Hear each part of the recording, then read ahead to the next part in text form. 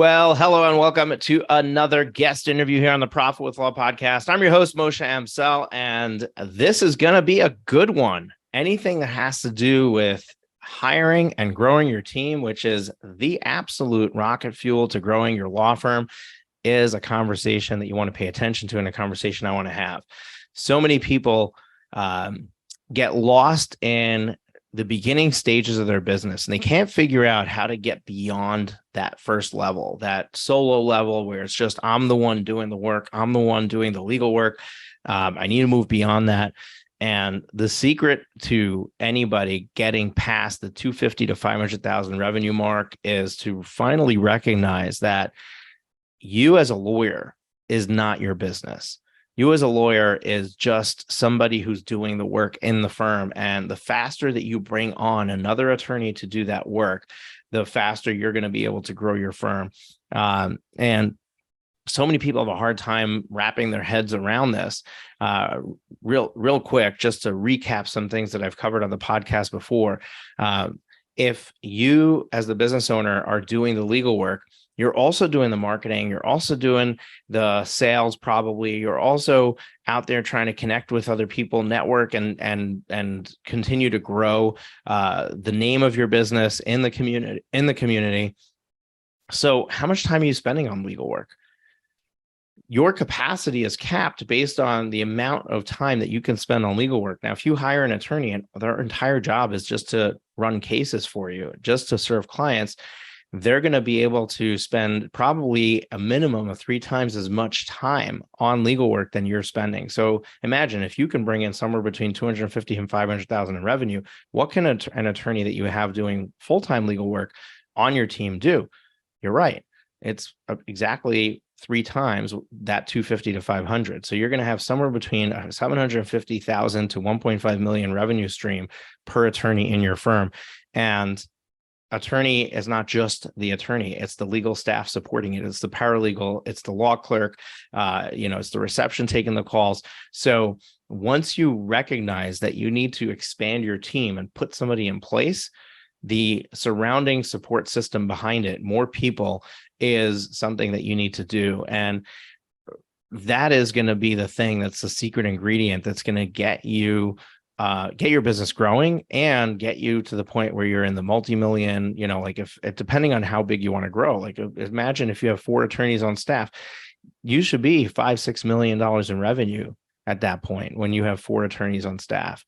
So that's a decent sized organization. When you have that much revenue coming in, guess what? You can afford to pay staff. You can have support staff in place.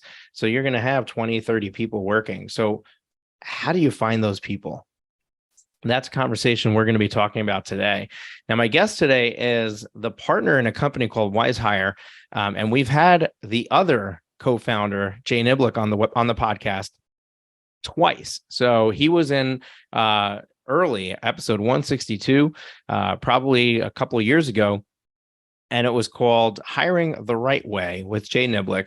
You can find it at profitwithlaw.com/162. In that episode, we talked a lot about the hiring process and what WizeHire is able to do to help you in that process. And then the second time he was on the podcast was more recently, episode 279. You can find that at profitwithlaw.com/279. And that was building neurodiverse teams, the role different personalities play in innovation, effectiveness, and goal achievement with Jay Niblick.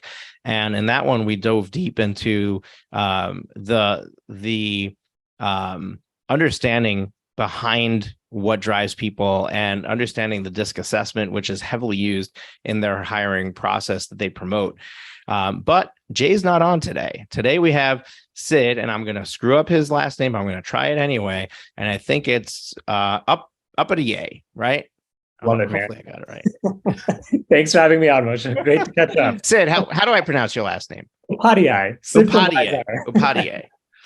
So Sid is the co-founder and CEO at WizeHire. He has a background in software engineering, co-founded the company Hoot.me, which was acquired by Civitas Learning in 2010.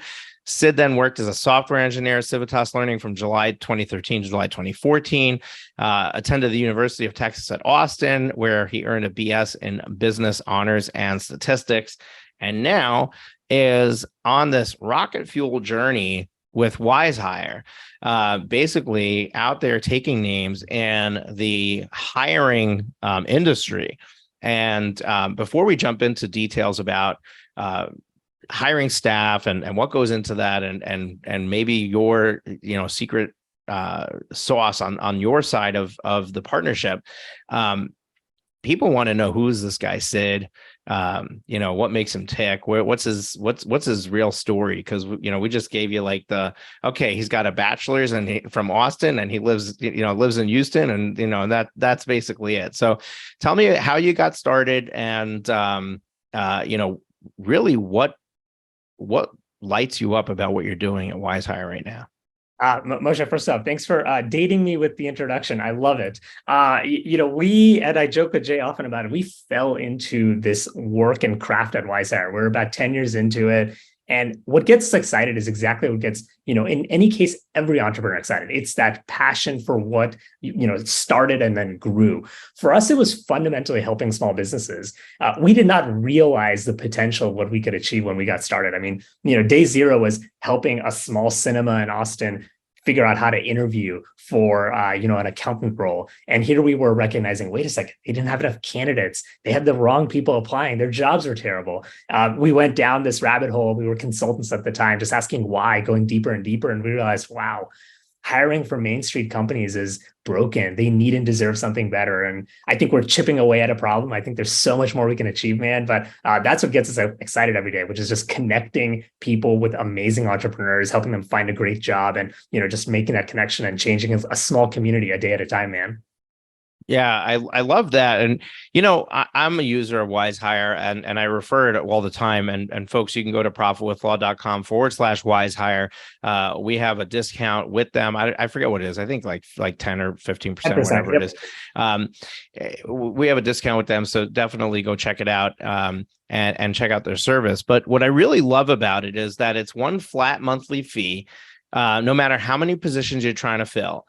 And you can turn it off. It's they've gone the opposite direction from every other software company out there, where they try to lock you into an annual contract that you forget that's renewing because you haven't used it in 8 months, and all of a sudden, boom, they bill you, and nope, sorry, no refunds. You got to cancel before it renews, kind of business. And they're like, no, when you need us, you're going to come, you're going to use us, you're going to love the experience, and when you need us again, you're going to come again, and eventually you're going to be hiring all the time, and you're just going to stick with us. And I really love that about what you guys are doing, because you really understand your customer. And when somebody's in the early stages and they just have one role to fill, why should they be willing to fork over $200 a month perpetually?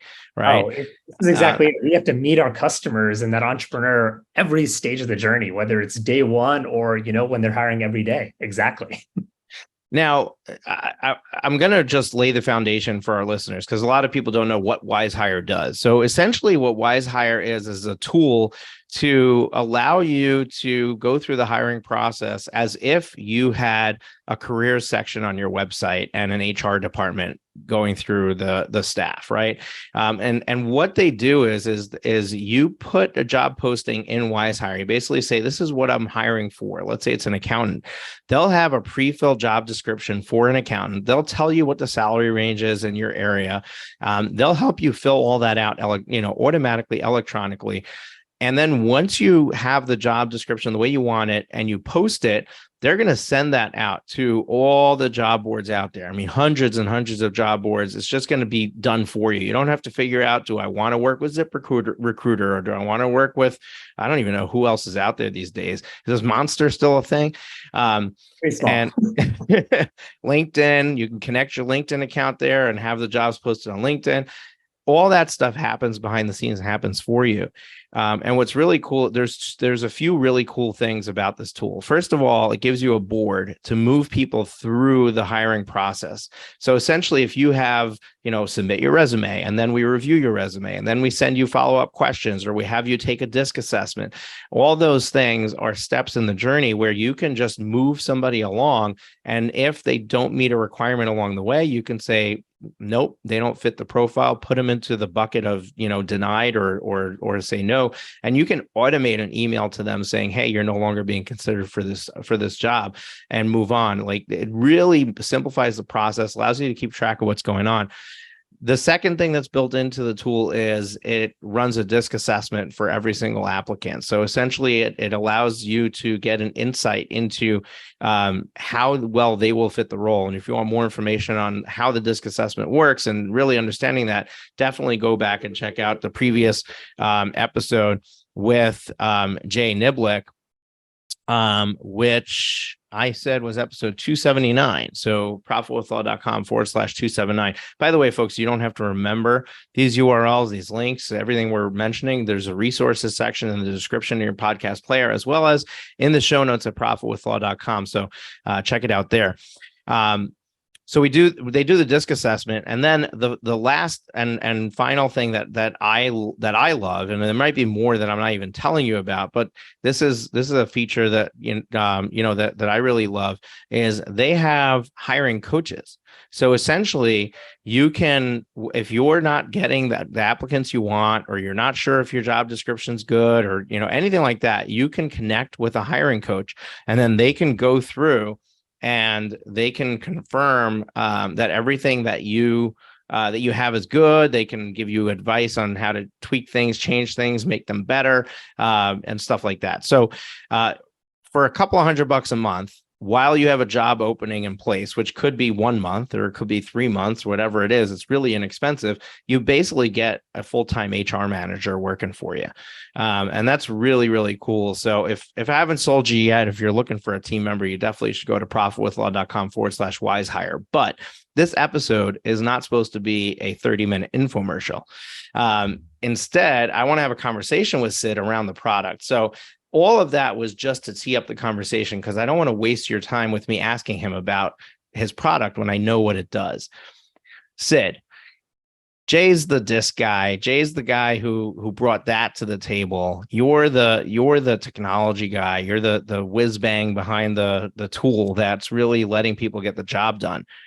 What are you doing right now to make people's lives easier? What new things are coming down the pipe that, like, this is going to change the way people look at this and the value that it provides to them? Moshe, great question. And first up, excellent kind of tee up. I mean, I couldn't have said it better. Our job, again, at the end of the day, is to take care of all that busy work. So, customers, these entrepreneurs, can get to what they love, which is, again, hiring great people and building and scaling their business. What got us here is really talking to customers and listening about their needs, and, thinking about that David versus Goliath story. What does Fortune 500 have that us, on Main Street starting these new law firms don't have, which is, again, that back office, that full-time HR individual, much like our coaches. The journey that we're going on is really exciting. One thing we're thinking a lot about is actually, again, giving you guidance beyond the hire. If you're often, starting out, making that first hire, we've probably helped you think through a traditional screening process, giving you best practices on interviewing guides, told you the right time to use an offer letter. Where we want to take our product, and this is coming out in the next couple of weeks, and it's probably live by the time you're listening to this, is actually our hiring and beyond offering. We're actually going to take our customers and give them all of the customization that we've done at the front of the hiring process, but help you, again, deliver that great experience so you can, win great talent, get them in the door on day one with an onboarding and offer letter product. Our plan here is to actually give customized checklists so that hey, if I've never done this before, what are the steps that I need to do? Yes, maybe, obviously we're in the legal profession, so we know we need to be registered and we need to issue an offer letter and we need to have insurance. But if you're often, flying by the seat of your pants, you've got all these customers, you've got so many things going on, you can miss something. And so a part of this product that we're going to offer, first off, is customized checklists for every job, every jurisdiction, giving you guidance so you can always, again, deliver that world-class experience. We're actually also going to be doing, and this is a big benefit for our customers, taking on the busy work of knowing the compliance and legal burden of your jurisdiction and giving you offer letters. This is a powerful thing. We're excited to do this for both the legal industry, but every industry, where we can actually give you out of the box offer letter templates. You can adjust them, get that e-signature, and then know that when that person is signed, hey, they're set. You've delivered that great hiring and onboarding experience. We've got a lot more coming down the pipeline. We're probably going to expand into payroll and insurance, because that's when we've been talking to customers, recognizing one of the biggest conundrums, which is, again, you found a great person, and then you go ahead and have your accountant deliver a mediocre, onboarding and benefits experience. One of the journeys for small businesses is really to like take these amazing jobs that they have and go out there and win talent and show that, wait, we can actually deliver as great of an employee experience as the Apples and Amazons of the world around us. That's something we're going to be chipping away at over the next decade, I think. It's going to be a lot of work, but I'll tell you, it's something we're really excited about, which is just helping people not only find that great talent, but retain it by starting with a great onboarding and delivering great benefits and payroll in the days ahead. So a little bit of a preview, and happy to dive into that with you today.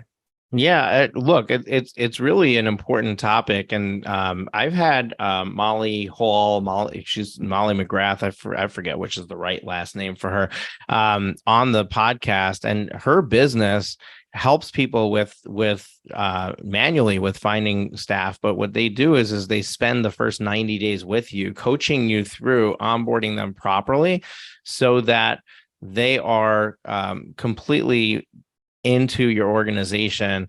I'm just going to try to find real quick the episode that she was on. She's probably been on here a couple of times, but Have a Team That Works Hard for You with Molly McGrath was the first time she was on the show. And that is episode 6. That's profitwithlaw.com/006, April of 2019. Molly, I love you. You're one of our first podcast guests, and I'm still talking about it. So that must have been good stuff. Anyway, what I have learned from her in that episode and in our relationship since then is that there's this magical moment in the first 90 days that you hire somebody, that how you treat them and get them into your business in those first 90 days is going to set the tone for their entire employment within your business. Exactly. And if you want people to be not only doing their job, but able to make their own decisions, able to understand how you operate and be able to take initiative and take ownership of things that they weren't even asked to do. She calls it being an intrapreneur. When you have an employee that's acting like the entrepreneur, you basically want a bunch of intrapreneurs in your business. And the key to doing that is to have this solid onboarding process where you take them on this journey of making sure that they're clear on what their duties and responsibilities are, making sure they're clear on who they directly report to, making sure they're clear on how to submit their timesheet if it's required, where they should send questions about payroll, what are the systems they're using. There's so much that's involved in properly onboarding somebody, where so many companies, they hire somebody and they're like, okay, go figure it out. Your coworkers are sitting around you, or they're even remote on Zoom. Here, you just ask somebody if you have questions. Go do your job, and they don't even know what their job is. So, there's a stark contrast between those two. My question to you, and this whole really long lead up to it, is what you're doing on the onboarding side, is it meant to facilitate that level of, going through that initial onboarding process and make it as many steps as required, that you make sure that everybody is being treated with the same uniform onboarding experience, so that steps aren't missed, people aren't forgotten, and those things are happening no matter how many people you have coming on around the same time? So Moshe, I love this preamble. The highest level of this is that you can only onboard someone once, right? It's an experience that they're never going to forget. You are the jaded entrepreneur. You know every nook and cranny of this business, and sometimes it's not in writing. And what we're really aiming to do here is give you fundamentally like a canvas with some boundaries, so you know what to fill in. Hey, oh my God, I forgot that actually you need to like fill out this form. We'll give you like that guidance where we aim to go. So our first version of this is fairly standard at the state level, just giving you like a high level framework for how to think about onboarding. It's deeply customizable. And where we aim to take it, much like everything that we do at WizeHire, is make it deeply, deeply personalized by the industry, by the job title. And so what you'll see us working on, again, I think of this as like the next decade of work that we have ahead of us, is to learn the business and learn the trade and this job and give you those best practices, so that if it's, let's say, 2025 and you're just getting started with your new law firm and you're about to hire your first paralegal, we'll give you that amazing paralegal onboarding that's ready for you on day one, going beyond, again, just the basics of, hey, I got to fill out a W-4, I got to do a I-9 verification. We'll take you to what does day 2 look like? What does day 3 look like?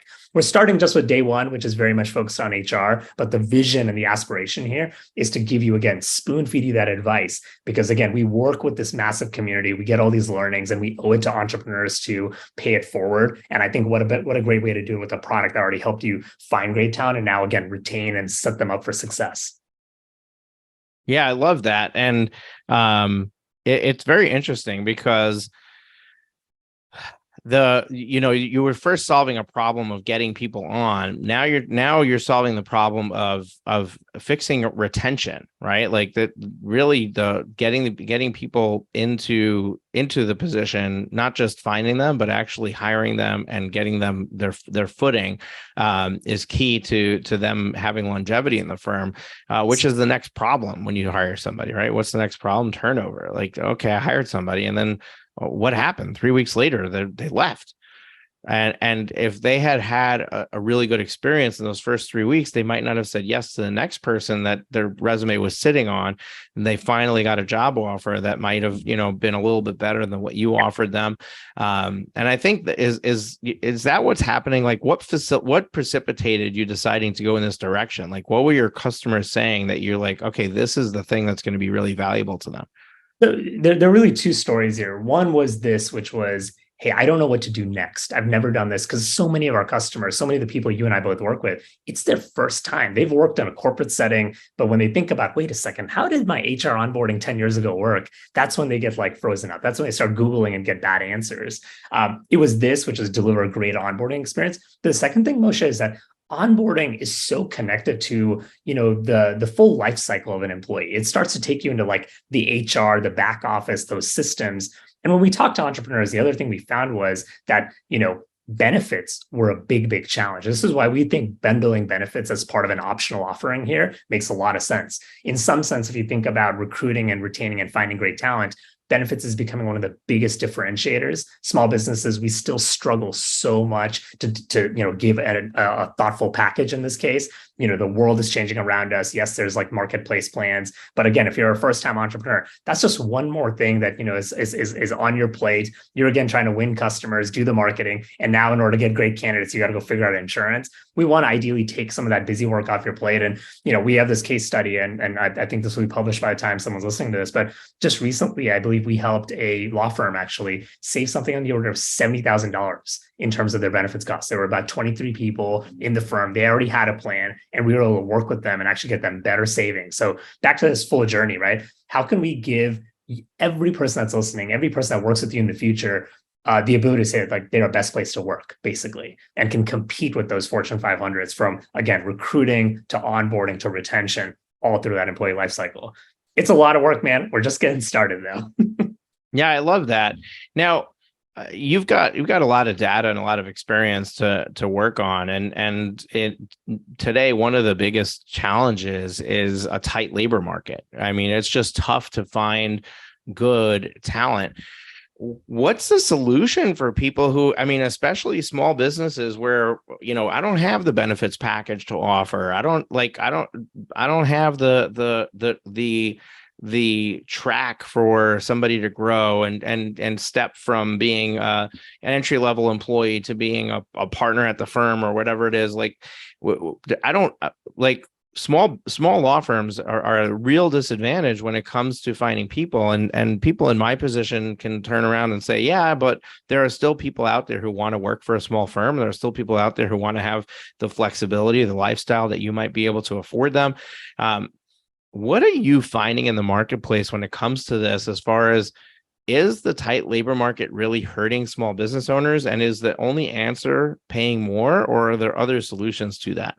Yeah, no, this is like the biggest question. If you think about this moment in time, we've gone through probably one of the most frenzied labor markets. We're recording right now in the middle of 2023, and I'm happy to share that it's getting a little bit easier. It's by no means as easy as it was prior to the pandemic. That is certainly not the case. But versus where we were late, in 2022, for the legal industry, especially on Main Street, we're seeing a lot of the Fortune 500s back off on their hiring. And that's actually like opening up an opportunity if you're just getting started. There's more candidates out there on a relative basis. But back to like how we win talent, regardless of what the market looks like, Moshe, I think it's all about framing our employer value proposition. This is one of the things that our hiring coaches can help with. We got great content about it. You have to dig deep and think about like, what is it, the differentiator that you're offering? You mentioned it kind of just there. It's the benefits, the flexibility. Like people are willing to trade between that corporate job for the role in building something bigger with you as an example. And I think it's all about us as small businesses recognizing, wow, we have a lot to offer. We oftentimes just don't say it or write it down enough. And this is one thing when we start with, framing a job description, thinking about how we advertise it, thinking about how we market. It's all about like taking an end-to-end perspective on the business, highlighting these benefits, and then thinking about where over time you want to stretch and add more benefits. We all have to grow and adapt. And this is where some of the work that I mentioned with healthcare is a great example of how I think we can make it more affordable, more accessible. But on day one, I think all of your listeners probably have some advantage that they might not be advertising, whether it's the flexibility, the mentorship, the opportunity to get a foot in the door, whether you're entry level in the industry. Those are, I think, some of the advantages to talk about. Compensation, we got to think about it in from like a total rewards perspective. How much is the comp? How much is the vacation? How much is the benefits? How much is the growth? I think it's all about a dialogue. And final piece to this, when you are competing with recruiting machines in the Fortune 500s, you can tell that I'm all about this David and Goliath story. There are many ways you can win, man. And this is where automation and a lot of the systems that we advocate for come in handy. We find often that if you're one of the first people to follow up with someone personally in a thoughtful follow-up email, that helps you win. Right? If you're looking versus like a big law, recruiting process where they may not be getting in touch with candidates until like 7 days later, you picking up the call, texting someone, writing an email, even if they respond like at night, because you're the entrepreneur, you're living and breathing this business at this moment in time, that pays dividends. Because again, they're going to have a far more deeply relational recruiting process with you versus, again, being one in thousands of applications in like a larger firm. So a couple of tidbits, again, many ways that you can dial the levers, but I think small businesses do have an incredible thing to offer right now, which is flexibility, development, and growth for someone that's getting into the industry.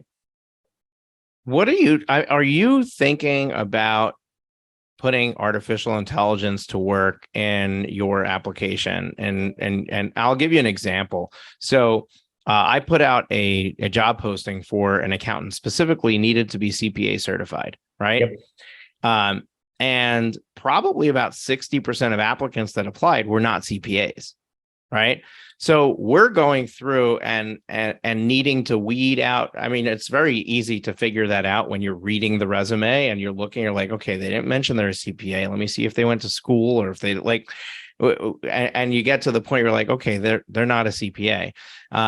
Okay, boom, put them in the discard pile, right?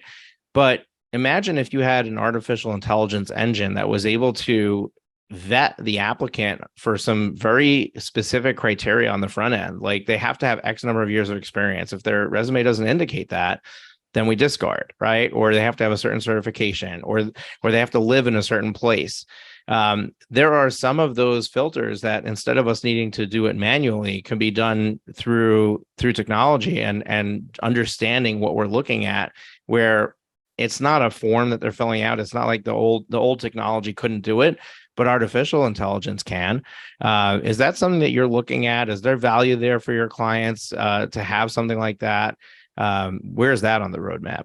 Yeah, you're seeing me smile because this is actively being worked on, but I think it's a nuanced conversation. One, we are always focused on making it easier for people to apply so you get the maximum volume of candidates. But then, of course, the second element is screening.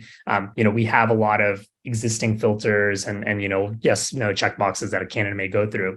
We do have an effort that's active and likely launched by the time someone's listening to this, where we will be introducing some automated screens like this. One thing that's super important, given the nascency of this technology, we're not going to be in a position where we're going to make that automatic, rejection decision for you. That's something where we're going to give context, which is we believe this to be, CPA certified, as an example. That way you can, again, with, automation yourself, review like the right candidates first, and then focus on the next set and the next set and the next set.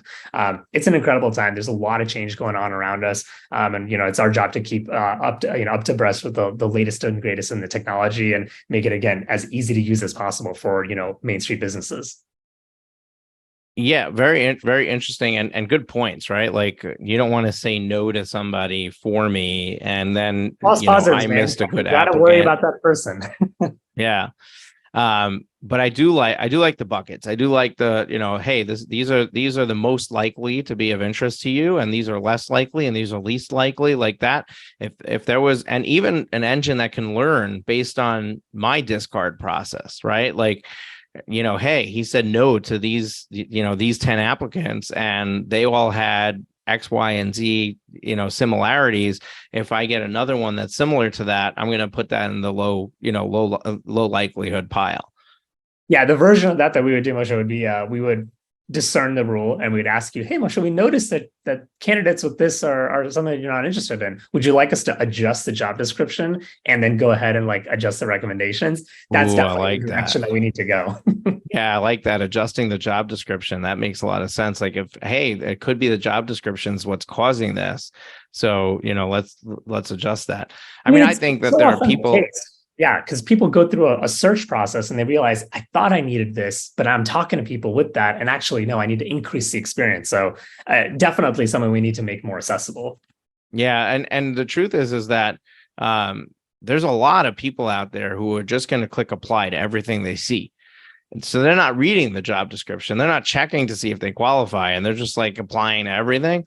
So you're gonna deal with that. I mean, there's so many applicants in the process that we got that just like clearly they didn't read the job description, or clearly they're not, like how are you going to be working in my firm and in Rockland County, New York, when you're out in India, right? Like why are you applying to an in-office job? And it just like that stuff like that, it just it's annoying when you're going through the process. So I like the having the engine be smart, and make suggestions and recommendations, or put them into buckets. Those are all really good options. Getting away from WizeHire, is there anything that you've learned over the last 10 years in this industry that you feel like if there's a small business owner listening to this, there's something they need to hear when it comes to hiring, when it comes to like, what are the things that you've seen or realized that are like, okay, there's some bombs I can drop right now that are going to really change somebody's life? I'll take a stab at this.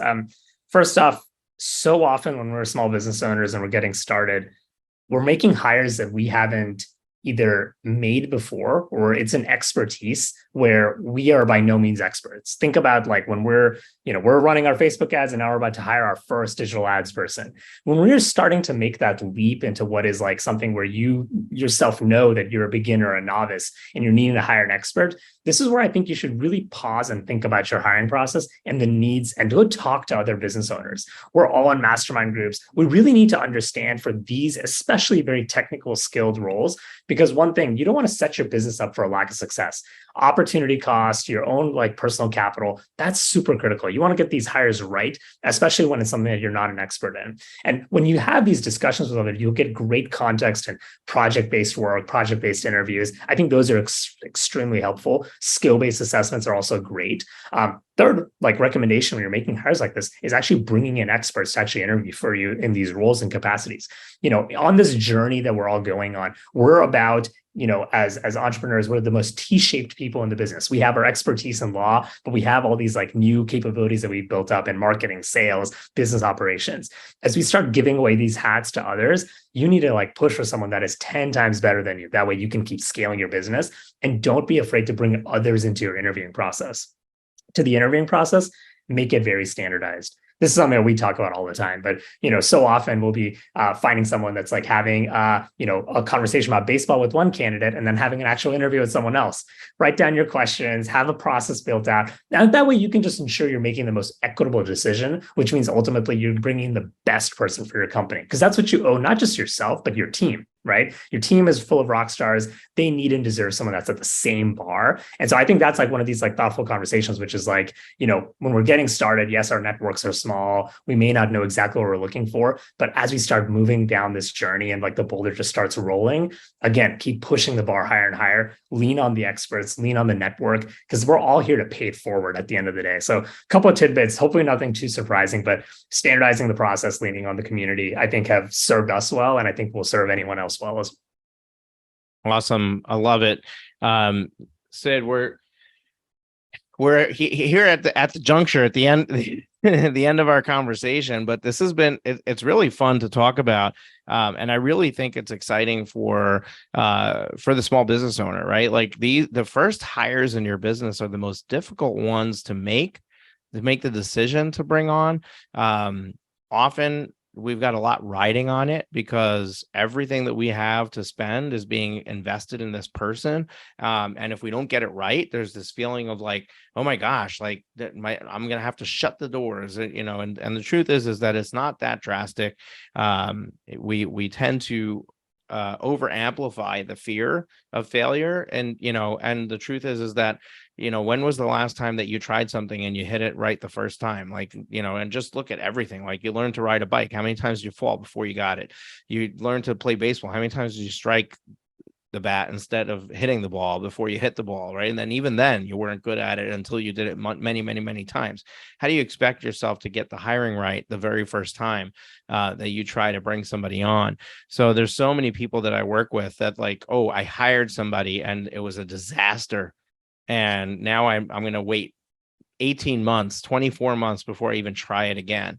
And the reality is that you have to recognize that like everything else, the art of hiring and the art of leading is something that's you're going to get better with time. And what WizeHire does is it just makes it easy for you to go through the process. But the reality is that you still have the hard job as the entrepreneur of making the decision to bring somebody on, bringing that person on, onboarding them, leading them, getting them to do the thing that you hired them to do.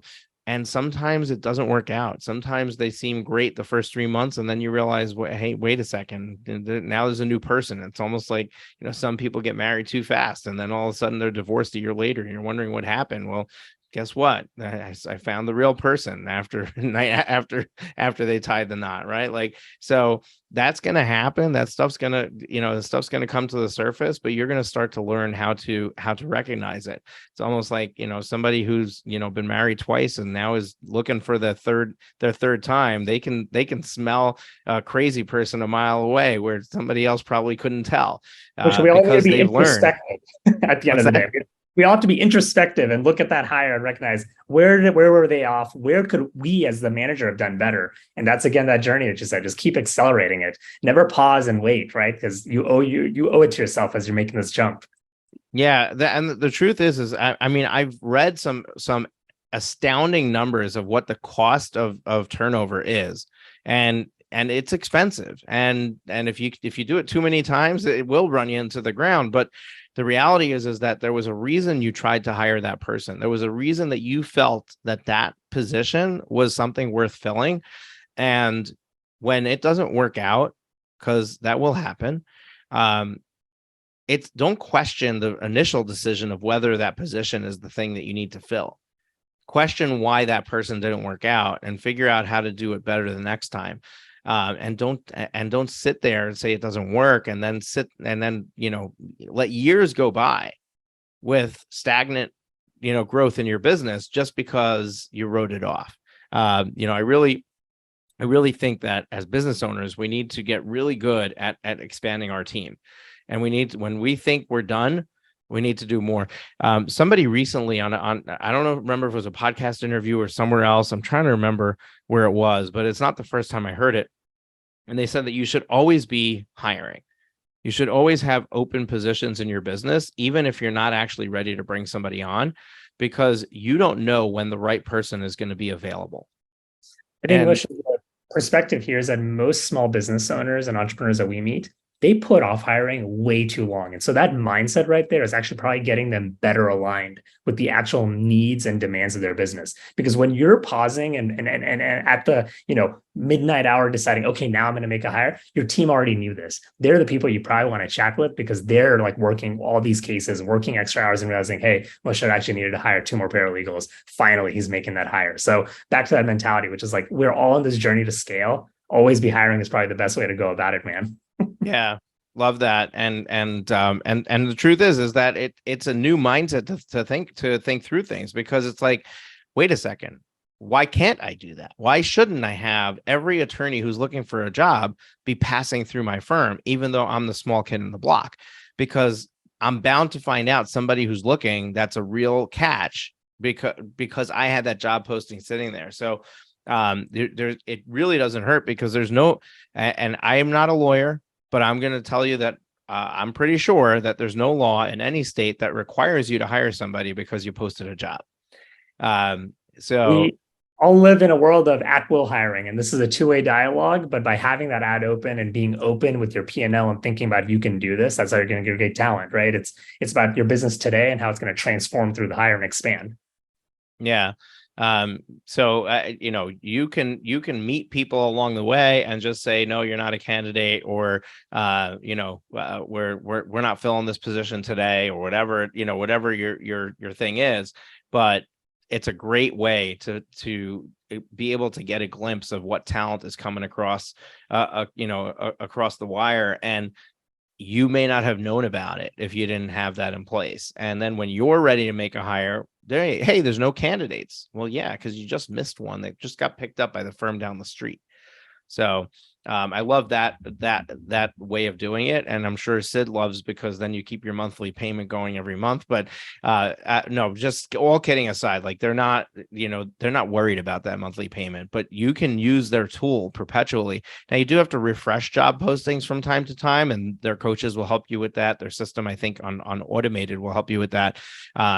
But the reality is that we have to completely change the way that we think about filling positions and hiring staff, and recognize that sometimes good talent's going to show up when we actually aren't ready to hire them. We don't need them, but we're going to have to figure out a way to bring them on, because when you realize that the lifeblood of business growth has to do with finding good people, that's the thing that's going to allow you to see, like, if somebody's a 10 out of 10, I got to find a way to bring them on no matter where I'm at in my business. Now there are exceptions to that. I mean, like if you're literally like in the red, can't pay the next payroll or whatever, it's a different story. But there's always a solution. And I mean, even, dipping into the capital well, to fund their employment for the first few months, because you don't have something for them. But the universe is very interesting, and the way that businesses work, it's kind of like the tide in the ocean, right? Like, the tide goes out, the tide comes in, and when there's crevices to fill, the water will fill it. So when you bring somebody on, somehow the business will come, the opportunity will come to fill that capacity you just created, and it happens pretty quickly. So it's unlikely that even if you find somebody, you bring them on, you weren't ready, that they're just going to sit there, on their butts waiting for something to happen, because that's not the way it works. And you're going to fill their plate pretty quick. So this is a great conversation. And I think it's so important for our listeners to be exposed to this. What's the next steps for them if they want to learn more about you, or get more information on WizeHire? I already shared they can go to profitwithlaw.com/WizeHire if they want to check out your product or sign up. But what free tools or resources or education materials do you have to send them to? Yeah, I think for anyone that's like on the fence, thinking about their business, and if they're ready to grow, or if they want to go through, like a little diagnostic, we have a lot of tools on wizehire.com/blog and our resources. We have it down to the industry where you can actually start to pre-plan a little bit of this process, understand, hey, who's your competition hiring for? How do you start building that process, the interviewing, all those materials, we make them available for free, just so, again, you can put your best foot forward when you do start hiring. And, if we're always a call or a click away, because again, we want to be your coaches and help you grow the same way that Moshe is here to support the community. That's why we love this partnership. We're all in it to just help you win at the end of the day. And it's so much fun to watch everyone grow. Awesome. Folks, we're going to link that up in the show notes as well. So you don't have to remember anything. You can just go there, profitwithlaw.com, or in the description of your podcast player. And just a couple of things when I close this out. First of all, if you're not subscribed to this show, we have amazing people just like Sid coming every single week and sharing with you. There's so much to learn, and there's so much you can pick up from a simple conversation that we have here behind the microphone that can really move the needle in your business. You never know when the one thing that you're going to hear is going to be the thing that completely changes the way you look at something. It's going to change, and change the trajectory in your business. I can think of very specific podcast hosts and conversations that had a direct impact on the growth of my business. And I know that that's happening for my listeners. So if this is your first time tuning in, or you just happen to come back every once in a while, hit the subscribe button in your podcast player. Make sure that you get notified every time we release a new episode, because we're here every single Thursday with a brand new interview to share with you. The other thing is we just started a YouTube channel back in March, and time is marching on. It's been almost 4 months since we hit play on it. But what's crazy is that I think we're like almost at or over 100 videos that we posted in there. And we're leaning deep into YouTube Shorts. YouTube is giving us a lot of love for putting shorts up there, but shorts are really cool because if you have like just 2 minutes to kill, you can jump into our YouTube channel, watch a short, and you can get like a tidbit of info, just like a little zap of lightning of kick in the pants, or here's something you didn't know or didn't think of. Check it out at profitwithlaw.com/YouTube. We're also releasing new content every single week. So professionally produced video that has information that we're not covering here on the podcast. So it's completely new, never shown anywhere else stuff. And those are just literally 3 to 6 minutes, but also really good information, something that's going to help you in the growth of your business. So we love to catch you or get you hooked as a subscriber into our YouTube channel as well. Go to profitwithlaw.com/YouTube and click that subscribe button. Make sure to click that bell there, and so you get notified every time we release a new video. And trust me, my team is hard at work finding. Going through hours and hours of content that we already have between the podcast and Law Firm Growth Summit and many other webinars and different things that we've done to pull out these 60 to 90-second clips for you. So we're doing all the hard work, all the heavy lifting. All you got to do is listen every once in a while, and tune in, watch us, and just learn from it. So love to have you there. And folks, enjoy your weekend. We'll catch you next week when we come out with a brand new episode on Thursday morning. Take care.